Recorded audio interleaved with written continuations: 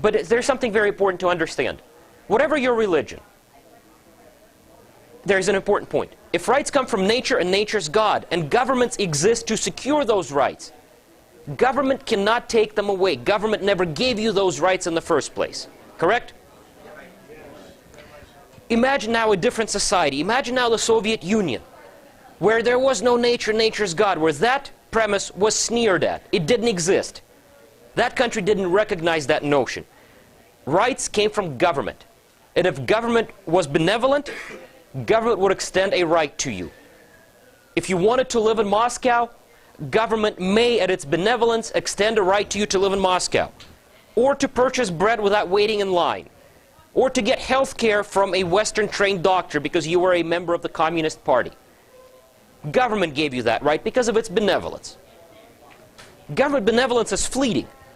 The benevolence that government shows, government can just as easily withdraw. And that's what we learned also.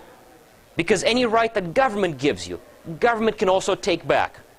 And ultimately that's where misery comes from, because for every high-ranking official who was granted the right to go and buy, all this food that we found at Safeway, thousands, tens of thousands, hundreds of thousands were deprived of that basic right to purchase a staple from somebody else.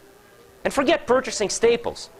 Hundreds of thousands, millions were deprived of their right to live simply because the ideas they espoused, simply because their ability to articulate those ideas was a danger to the government. And ultimately, no right is safe once you accept the principle that government doles them out. If government doles out the right to medical care or to food or drink, government also doles out the right for you to live. And ultimately, that's the greatest tragedy of the Soviet Union.